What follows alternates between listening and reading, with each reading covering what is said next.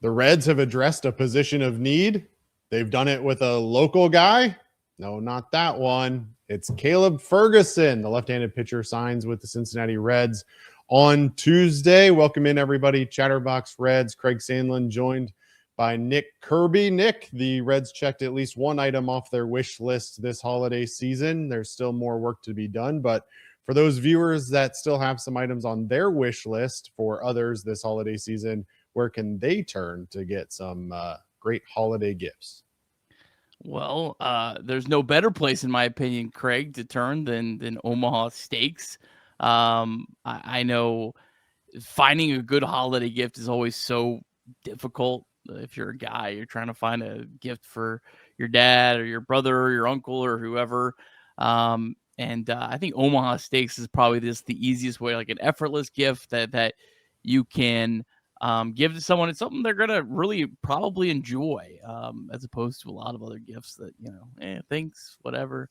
With Omaha Steaks, you know exactly what you're getting. You're getting USDA certified tender steaks, premium proteins, elegant sides, and every kind of thing you could possibly need. Shop this season's top gourmet gifts at Omaha Steaks.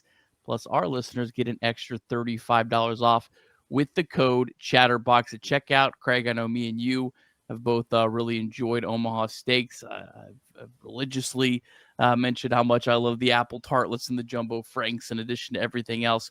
Craig, what's your favorite thing that you've had of late?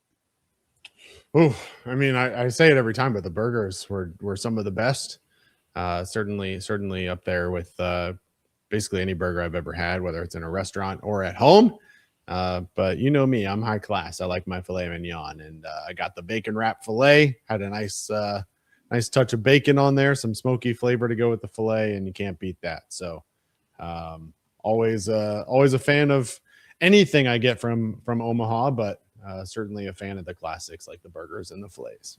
I got the bacon wrap filet ready to roll. Think I might have that actually tomorrow. So looking forward to that. What a Wednesday it will be for you. What a Wednesday.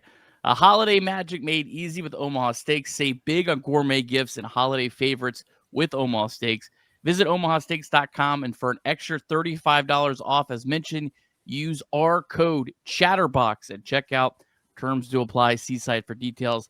That's omahasteaks.com, promo code Chatterbox.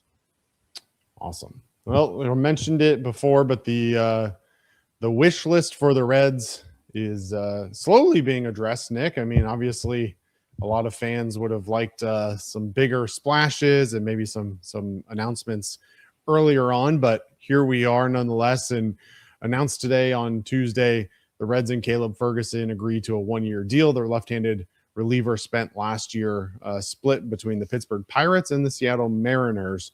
Let's just start with your initial reaction to the signing. Obviously, this was a position of need for the Reds. Yeah, I mean, this was a underrated position. I think everyone's bat. We need the bat. Well, the Reds desperately needed a lefty. Nothing points better than last year. Reds were facing the Padres. They pretty much led and controlled the game the whole game. Padres left-handed batter Gavin Sheets comes up. He can't hit a lefty to save his life. One of the worst hitters in baseball, left on left. Reds just had no one that could get lefties out, and he hits a 3-run home run, completely flipped that game. And I'm sure you could find multiple other examples where the Reds got burned just because they didn't have a good lefty. This guy, Caleb Ferguson, checks every single box. There's a lot of good things to like about him. There's a few things that are concerning, but you're always going to have that with a reliever unless you're going out and signing Josh Hader or one of the absolute top relievers that the Reds are just never going to get. You're always going to have that, and I like this move a lot for the Reds. Yeah, I think obviously the most obvious, outside of a power hitter, the biggest need obviously for this Reds team was bullpen, and specifically a left-hander. Graham Ashcraft last year and Brent Suter kind of filled that role, but beyond that, they didn't really have a whole lot of depth options. Sam Moll spent a lot of the season in Louisville.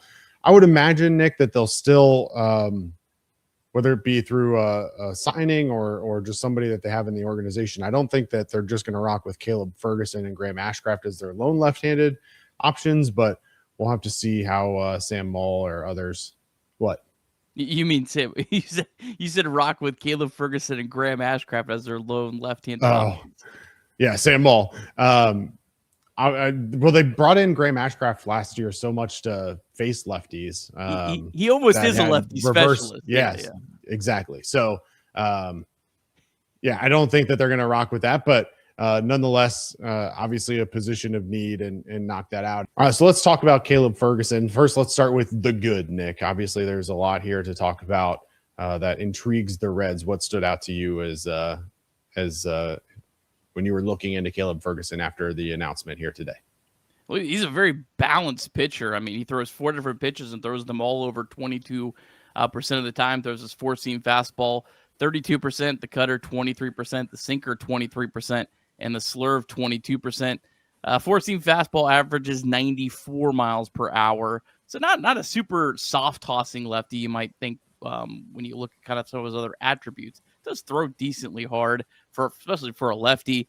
His cutter and his sinker graded as his 2 best pitches by Stuff Plus, but all of his pitches graded about average overall, which for average pitches is a good thing, you know. And he's absolutely elite at soft contact. He ranked in the 99th percentile in average exit velocity, barrel percentage, and in the 100th percentile in hard hit percentage. And how about this stat, Craig? He has an elite home run rate, 0.55 home runs per 9 since 2022. That is third best among 280 pitchers in baseball that have thrown 200 plus innings, only behind the now former MLB pitcher Emmanuel Clase and Devin Williams. So absolutely elite at keeping the ball in the ballpark, which when you pitch your home games at Great America Ballpark, that's certainly something good. And he absolutely dominated lefties, which is the most encouraging thing. Lefties hit just a $184, 465 OPS in 2025 against him. 0 home runs in 103 at-bats against lefties. And his career numbers against lefties have been pretty good.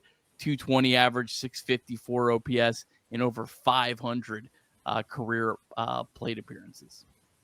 Yeah, 0 home runs obviously stands out amongst that, and certainly something that I would imagine the Reds were extremely interested in when they were going through and kind of looking at who made sense from a bullpen composition perspective. And you mentioned the home run rate. You talked about his average exit velo, the barrel percentage, hard hit percentage, and all of those stood out to me and to many others on social media that are kind of talking about this signing. And I was doing some research and came across a unique comparison that I thought was interesting when you're talking about percentage, those percentiles. And for those that are watching on YouTube, you'll be able to see this. For those that are listening in the podcast version, I'll go through some of them, but none other than Brent Suter. If you look at Brent Suter's 2023, which is the year before the Cincinnati Reds signed him, and compare that to Caleb Ferguson's 2025, they are very, very similar. Both of them with elite barrel percentages and with hard hit percentages.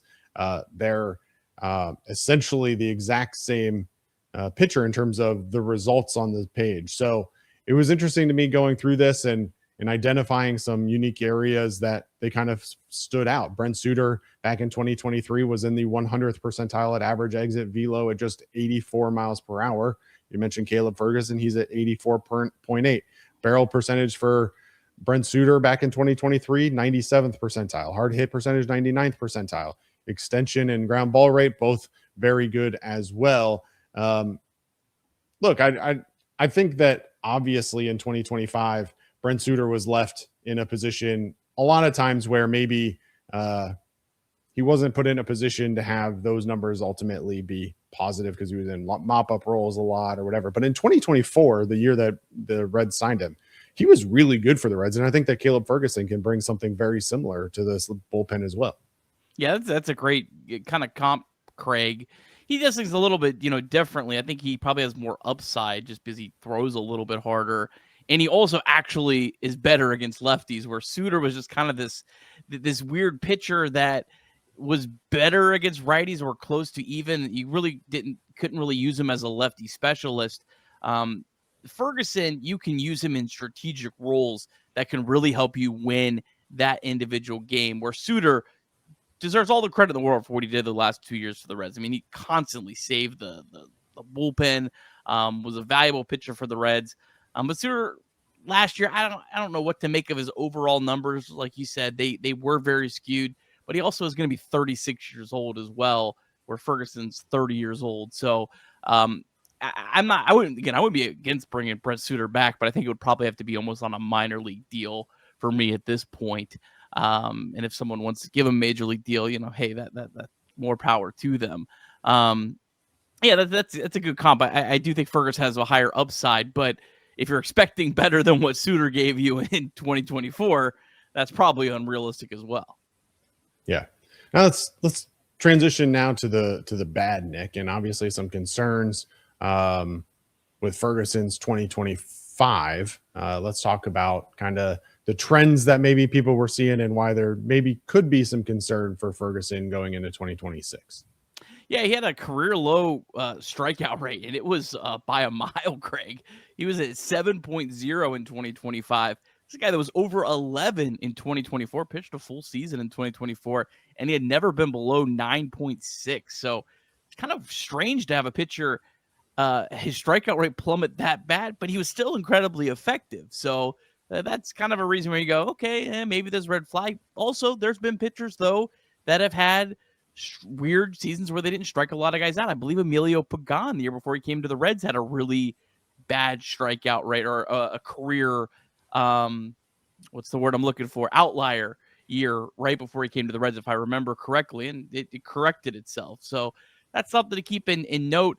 Probably the thing that's more concerning, in my opinion, than the strikeout rate would be that his batting average and balls in play and his home runs per fly ball were by far the lowest of his career. Those are things that traditionally I think you see more kind of come up to bite someone. But again, relievers, as I've said a million times, and I'll say it a million more times, they're always a crapshoot.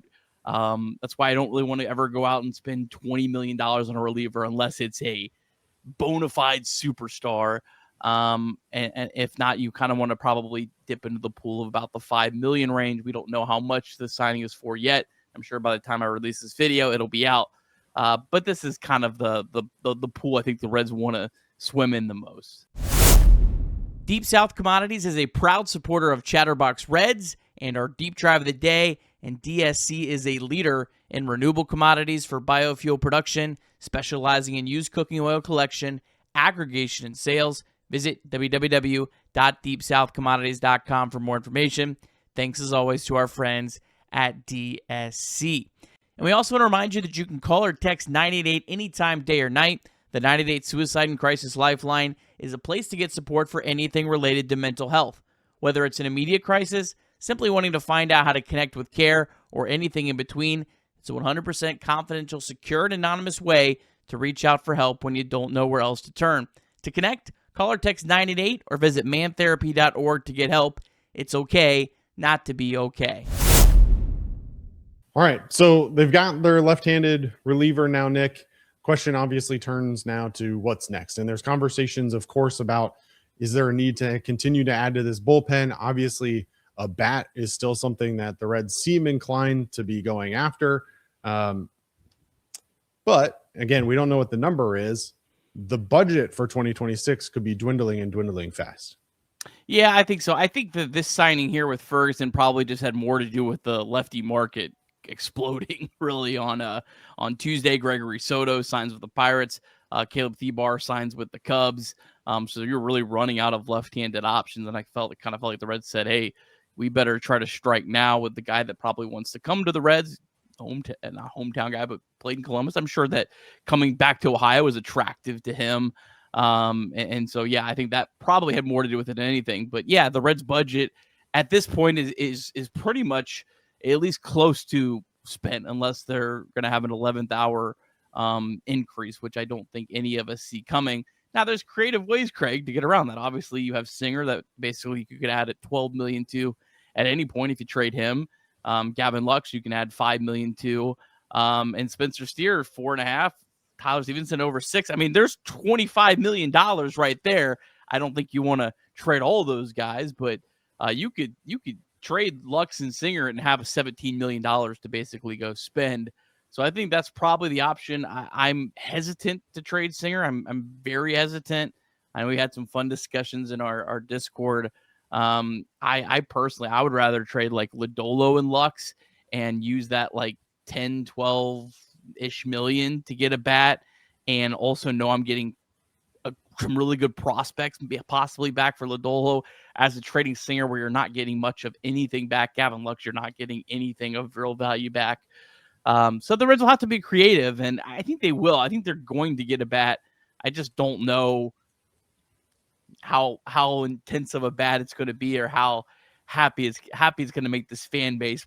My assumption is whatever bat the Reds get is probably not going to excite 90% of this fan base. A couple names that I know you have been eyeing recently signed with other teams. Josh Bell, Adolis Garcia, both off the block. So certainly going to have to try and be creative here. Obviously, there are still names out there that are intriguing, Ryan O'Hearn amongst them. But nonetheless, the Reds are going to have to make a move sooner than later. It feels like I don't know about you, but it just doesn't feel like guys are going to be hanging around in the free agent market as long as they have maybe in years past.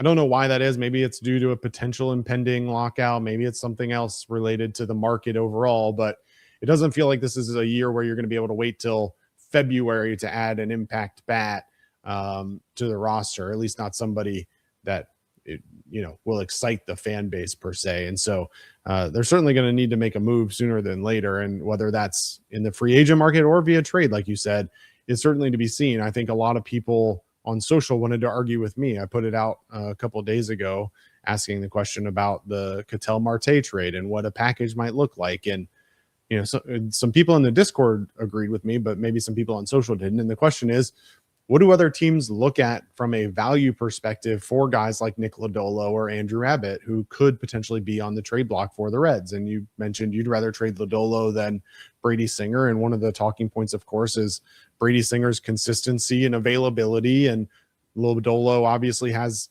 probably a higher ceiling than Brady Singer, but has obviously missed time historically over the course of his career, basically every year. And so how much do teams devalue his overall value based on that? And if we as fans are constantly knocking him for missing time, certainly other teams are doing the same. And so what does a package look like in order to go out and get a Ketel Marte if he is truly available, or somebody else? Yet to be seen. But certainly you would think that it has to start around starting pitching, and either Brady Singer or Nick Lodolo seems to be the answer there. It's just a matter of value, I think. And I don't know. You've got Brady Singer with a 1 year remaining on availability or in his team control, or you've got Nick Lodolo who has multiple but may miss time for you. So I don't know. I'm with you though. I think I'd rather potentially sell high on a guy like Nick Lodolo who had a pretty good year last year, with the understanding that he's probably going to miss time, and keep Brady Singer. But I also understand the attractiveness of Nick Lodolo's team control and keeping him around. So I'm okay either way. Just go get a bat. I think that's really the moral of the story, Nick, is go get a bat. One way or another, you got to get a bat. Within reason, in my opinion. I don't think the Reds should do something crazy. I don't subscribe to the idea the Reds should be going all in 2026. I've had that mindset for years here. The Brewers don't ever go all in. And everyone wants to be the Brewers, but no one wants to actually do what the Brewers does. It includes, I think, this fan base. I think it includes the Reds ownership. I don't know about the front office. I don't know if it's because of ownership that they don't go full Brewers.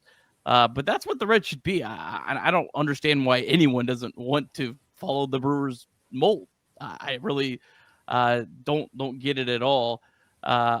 The Marte rumors kind of, I guess, got squashed a little bit. There was a report, I think, that came out last night that basically it was just the Diamondbacks trying to drum up interest. The more that I've heard and kind of looked into Marte, it just seems like the Diamondbacks are going to think that Ketel Marte should bring back more than Hunter Green. Like, I think they think they should get Hunter Green and someone else. And I think the Reds think that if they traded Hunter Green to the Diamondbacks, they should get Ketel Marte and someone else, which is why I just don't think either side's ever going to go far enough to make that deal happen. I think that one of the sides would have to have one of those players that they've reportedly have some sort of turmoil with in some capacity, really just it sours so bad that they have to really cave. And I just don't think either one of those sides are going to do that with two players that are both superstars at their respective positions. Yeah. But so much of it is price, right? I mean, Ketel Marte is under contract for I think even longer than Hunter Green, but at a much higher rate. And age obviously plays into it. Ketel Marte older than Hunter Green. Hunter Green's value compared to similar pitchers is just unreal with the contract that he's under right now. And so certainly agree with the Reds that he should be valued unbelievably high, and it's going to take an absolute killer offer to pry him away.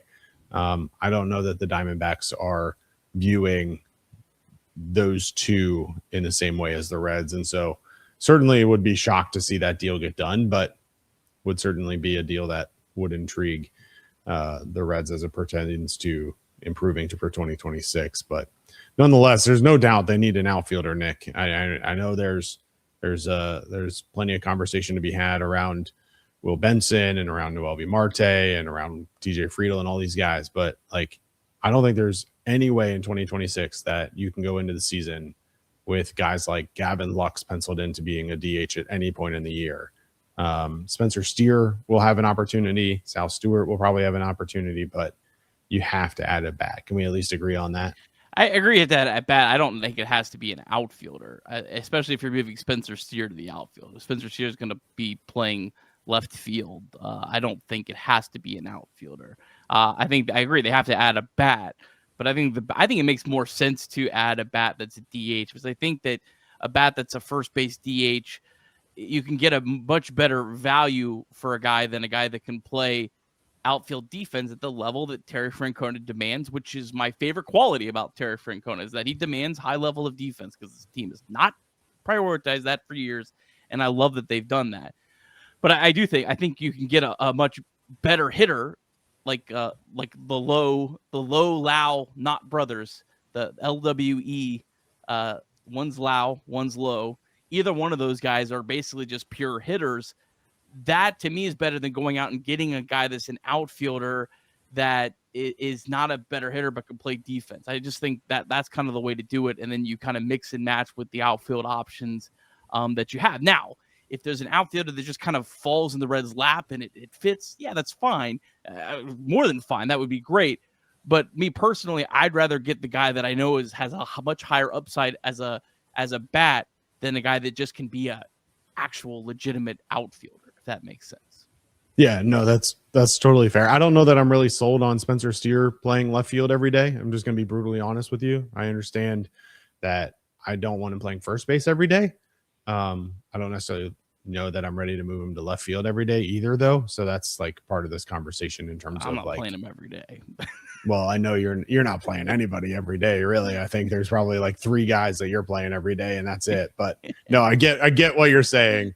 I don't know that I'm ready to rely on him to be my right-handed platoon bat in left field, if that's what it ends up being. But we'll see what the Reds decide to do. And as always, Chatterbox Reds will be your home of breaking news. Anytime it does, we will make sure we have you covered with content as soon as we can, both on YouTube and wherever you find your podcasts. Of course, follow us on social media at CBox Sports across all platforms, and we got you covered there. Nick, what's coming up on the old YouTube rundown? We're gonna record with Mike Hart here in the near future, maybe tonight, and probably be out. What is today? Tuesday, I think Thursday morning. Put out a little video on the Reds Hall of Fame announcement. Shout out Reggie Sanders. I'm gonna save it. I'm gonna save my excitement for that podcast, because I'm really excited about that. And then obviously any other breaking news, we got all kinds of content here on Chatterbox Sports. I know Off the Bench and the Stone Shield shows have been flying this week. They've been a lot of interest with the Cincinnati Bengals and the movement with the coaching staff. So be sure to check those guys out. They do great work. 10 a.m. to noon, Monday through Friday, available everywhere you get podcasts.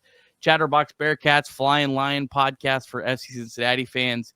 We got it all here at Chatterbox Sports. In your episode notes below in podcast form, if you're on YouTube, brothers and sisters, just start clicking around. Plenty of content to be had for sure. And Nick and I will be back anytime there's any breaking news, hopefully with a hitter sometime soon. Make sure you have those notifications turned on. Click the little bell in the corner if you haven't already, and subscribe to the channel. We certainly appreciate it. Until next time, for Nick Kirby, I'm Craig Sandlin. This has been Chatterbox Reds. We'll see you next time.